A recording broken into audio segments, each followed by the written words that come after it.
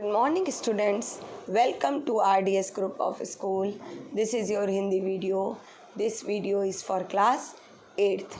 ये वीडियो भारत की खोज के 3rd चैप्टर सिंधु घाटी सभ्यता का है, जिसे हमने लास्ट वीडियो में भी पढ़ा था। अब आगे इसे हम कंटिन्यू करेंगे। भारतीय संस्कृति की निरंतरता हमें आरंभ में ही एक ऐसी सभ्यता और संस्कृति की शुरुआत दिखाई पड़ती है जो तमाम परिवर्तनों के बावजूद आज भी बनी हुई है। इसी समय मूल आदर्श आकार ग्रहण करने लगे और साहित्य और दर्शन, कला और नाटक तथा जीवन के और तमाम क्रियाकलाप इन आदर्शों और विश्व दृष्टि के अनुकूल चलने लगे। इसी समय उस विशिष्टतावाद और छुआछूत की प्रवृत्ति का आरंभ हुआ, जो बाद में बढ़ते बढ़ते असह्य हो जाती है। यही प्रवृत्ति आधुनिक युग की जाति व्यवस्था है। देखिए क्या हुआ, जब चेंजेस होने लगे तो छुआछूत ये सब जो लोगों की प्रवृत्ति थी, ये लोगों में दिखाई पड़ने लगी। लोग इसको मानने लगे थोड़ा, लेकिन फिर बढ़ते बढ़ते ज़्यादा बढ़ गई और इसको सहन करना मुश्किल हो गया। यही प्रवृत्ति आधुनिक युग में, इसको हम लोग जाति व्यवस्था के नाम से जानते हैं। ये व्यवस्था एक खास युग की परिस्थिति के लिए बनाई गई। इसका उद्देश्य था उस समय की समाज व्यवस्था को मजबूत बनाना और उसे शक्ति और संतुलन प्रदान करना, किंतु बाद में यह उसी समाज व्यवस्था और मानव मन के लिए कारागृह बन गई। ये व्यवस्था इसलिए बनाई गई थी कि जिससे सामाजिक व्यवस्था मजबूत बने और उसका संतुलन बना रहे, लेकिन बाद में ये समाज के लिए एक कारागृह के समान बनकर रह गई। फिर भी ये व्यवस्था लंबे समय तक बनी रही। उस ढांचे के भीतर बंधे रहते हुए भी सभी दिशाओं में विकास करने की मूल प्रेरणा इतनी प्राणवान थी कि उसका प्रसार सारे भारत में और उससे आगे बढ़कर पूर्वी समुद्रों तक हुआ। इतिहास के इस लंबे दौर में भारत अलग थलग नहीं रहा। ईरानियों और यूनानियों से, चीनी और मध्य एशियाई तथा अन्य लोगों से उसका संपर्क बराबर बना रहा। लेकिन इतिहास बताता है कि इतना जो लंबा चौड़ा इतिहास है, इसमें भारत कोई अलग नहीं रहा। ईरानियों और यूनानियों, चीनी और मध्य एशियाई के लोगों से उसका आपस में संपर्क बना रहा।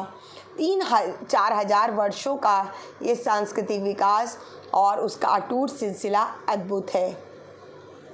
अब आइए उपनिषदों का समय ईसा पूर्व 800 के आसपास से माना जाता है। वे हमें भारतीय आर्यों के चिंतन में एक कदम और आगे ले जाते हैं, और यह एक लंबा कदम है। उपनिषदों में जांच पड़ताल की चेतना और चीज़ों के बारे में सत्य की खोज का उत्साह दिखाई पड़ता है। यह सत्य है, ये सही है कि सत्य की यह खोज आधुनिक विज्ञान की वस्तुनिष्ठ पद्धति से नहीं की गई, यानी शॉर्टकट से नहीं की गई। फिर भी उसके दृष्टिकोण में वैज्ञानिक पद्धति का तत्व मौजूद है। वे किसी किस्म के हठवाद को अपने रास्ते में नहीं आने देते। हठवाद जानते जिद, और उनका जोर अनिवार्य रूप से आत्मबोध पर है, व्यक्ति की आत्मा और परमात्मा संबंधी ज्ञान पर। इन दोनों को मूलतः एक कहा गया है। बाह्य वस्तु जगत को मिथ्या तो नहीं कहा गया, पर उसे सापेक्ष रूप से सत्य कहा गया है, आंतरिक सत्य के एक पहलू के अर्थ में। आगे आइए, उपनिषदों का सामान्य झुकाव अद्वैतवाद की ओर है। अद्वैतवाद होता है आत्मा परमात्मा की एकता का सिद्धांत, और सारे दृष्टिकोण का इरादा यही मालूम होता है कि उस समय जिन मतभेदों के कारण भयंकर वाद विवाद हो रहे थे, उन्हें किसी तरह कम किया जाए। यह समंजस का रास्ता है। जादू टोने में दिलचस्पी या उसी किस्म के लोकोत्तर ज्ञान को सख्ती से निरुत्साहित किया गया, और बिना सच्चे ज्ञान के कर्म कांड और पूजा पाठ को व्यर्थ बताया गया। यानी वो उनका कहना है कि जब तक आपके पास उस चीज़ का ज्ञान नहीं है, वो आप जो भी करते हैं पूजा पाठ कर्मकांड, वो बेकार है। उपनिषदों की सबसे प्रमुख विशेषता है सच्चाई पर बल देना। उपनिषदों की मशहूर प्रार्थना में प्रकाश और ज्ञान की ही कामना की गई है।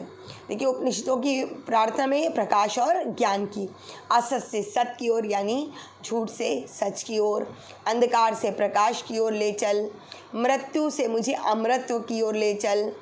बार बार हमें एक बेचैन मन झांकता दिखाई पड़ता है जो निरंतर किसी खोज में, किसी प्रश्न का उत्तर पाने में लगा है।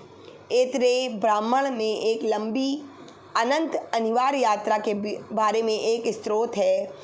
हर श्लोक का अंत इस टेक से होता है, चरैवेति चरैवेति, हे यात्री इसलिए चलते रहो। व्यक्तिवादी दर्शन के लाभ और हानियाँ। उपनिषदों में बराबर इस बात पर जोर दिया गया है कि कारगर रूप से प्रगति करने के लिए जरूरी है कि शरीर स्वस्थ हो, मन स्वच्छ हो और तन मन दोनों अनुशासन में रहें। वो कह रहे हैं कि अगर आपको प्रगति करनी है तो उसके लिए शरीर का स्वस्थ होना ज़रूरी है, मन स्वच्छ होना चाहिए और तन और मन दोनों अनुशासित होना चाहिए। ज्ञानार्जन या किसी तरह की उपलब्धि के लिए संयम, आत्मपीड़न और आत्मत्याग ज़रूरी है। ज्ञानार्जन यानी ज्ञान को पाने के लिए इस प्रकार की तपस्या का विचार भारतीय चिंतन में सहज रूप से निहित है। गांधी जी के नेतृत्व में जिन जन आंदोलनों ने भारत को हिला दिया, उसके पीछे जो मनोवृत्ति काम करती रही है, उसकी सही समझ के लिए इस विचार को समझना ज़रूरी है। भारतीय आर्य अपने से भिन्न औरों के विश्वासों और जीवन शैलियों के प्रति चरम सहनशीलता के कारण उन झगड़ों को बचाते रहे जो अक्सर समाज को खंड खंड कर देते हैं। उन्होंने एक तरह का संतुलन बनाए रखा। एक व्यापक ढांचे के भीतर रहते हुए भी लोगों को अपनी पसंद की ज़िंदगी बसर करने की काफ़ी छूट देकर उन्होंने एक प्राचीन और अनुभवी जाति की समझदारी का परिचय दिया। उनकी ये उपलब्धियां बहुत अनोखी हैं, लेकिन उनके इसी व्यक्तिवाद का परिणाम यह हुआ कि उन्होंने मनुष्य के सामाजिक पक्ष पर, समाज के प्रति उसके कर्तव्य पर कम ध्यान दिया। हर व्यक्ति के लिए जीवन बटा और बंधा हुआ था। उनके मन में एक समग्र समाज की कोई कल्पना नहीं थी और ना ही उसके प्रति कोई जिम्मेदारी, दायित्व था। इस बात का भी कोई प्रयास नहीं किया गया कि समाज के साथ एकात्मता महसूस करे, लेकिन उन्होंने ये भी कोशिश नहीं करी कि समाज के प्रति उसका एकात्मता, उसका लगाव बना रहे। इस विचार का विकास शायद आधुनिक युग में हुआ, किसी प्राचीन समाज में ये नहीं मिलता। इसलिए प्राचीन समाज में इसकी उम्मीद करना गैर मुनासिब है।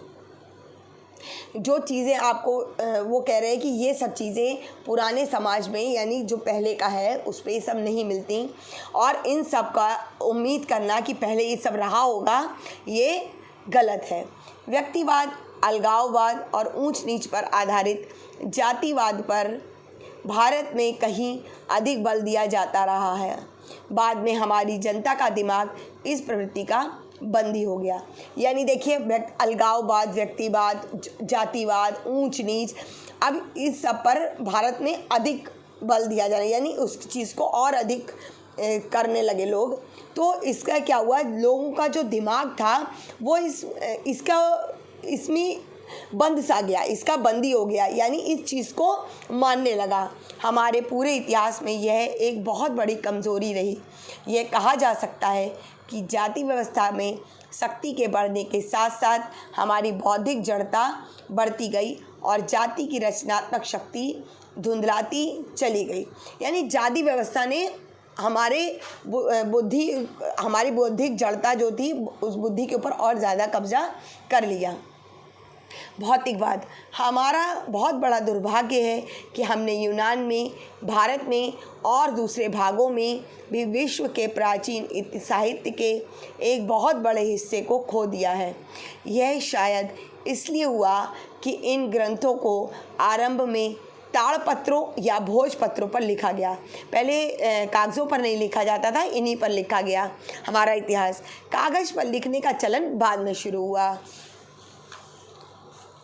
बहुत सी प्राचीन भारतीय पुस्तकें अब तक भारत में नहीं मिली। उसका रीज़न आप बताएं, क्योंकि वो कागज़ पे नहीं लिखी गई थी, ताड़पत्र और उस भोजपत्र पर लिखी गई थी, पर चीनी और तिब्बती भाषा में उनके अनुवाद मिल गए हैं। जो पुस्तकें खो गई हैं उनमें भौतिकवाद पर लिखा गया पूरा साहित्य है, जिसकी रचना आरंभिक उपनिषदों के बाद ठीक बाद हुई थी। इस साहित्य का हवाला अब सिर्फ इनकी आलोचनाओं में मिलता है या फिर भौतिकवादी सिद्धांतों के खंडन के विशद प्रयास से। फिर भी इस बात में कोई संदेह नहीं है कि भारत में सदियों तक भौतिकवादी दर्शन का प्रचलन रहा और जनता पर उस समय उसका गहरा प्रभाव रहा। राजनीतिक और आर्थिक संगठन पर ईसा पूर्व 4वीं शताब्दी में रचित कौटिल्य की प्रसिद्ध रचना अर्थशास्त्र, ये देखिए कौटिल्य की रचना कौन सी है, अर्थशास्त्र, इसका उल्लेख भारत के प्रमुख दार्शनिक सिद्धांत के रूप में किया गया है। भारत में भौतिकवाद के बहुत से साहित्य को पुरोहितों और धर्म के पुराणपंथी स्वरूप में विश्वास करने वाले लोगों ने बाद में नष्ट कर दिया। भौतिकवादियों ने विचार, धर्म और ब्रह्म विज्ञान के अधिकारियों और स्वार्थ से प्रेरित विचारों का विरोध किया।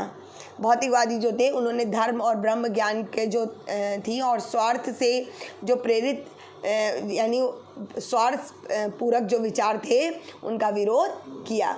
उन्होंने वेदों, पुरोहिताई और परंपरा प्राप्त विश्वासों पर विचार करते हुए यह घोषणा की कि विश्वास को स्वतंत्र होना चाहिए और पहले से मान ली गई बातों या अतीत के प्रमाणों पर निर्भर नहीं होना चाहिए। कि विश्वास को स्वतंत्र होना चाहिए, नहीं कि किसी ने कहा और उसी को मान लिया गया। उन्होंने हर तरह के जादू टोने और अंधविश्वास की घोर निंदा की। उनका सामान्य रुख अनेक दृष्टियों से आधुनिक भौतिकवादी दृष्टिकोण जैसा था। वे अपने आप को अतीत की बेड़ियों और बोझ से मुक्त करना चाहते थे, उन तमाम बातों के जो प्रत्यक्ष दिखाई नहीं देती, साथ ही काल्पनिक देवताओं की पूजा से भी।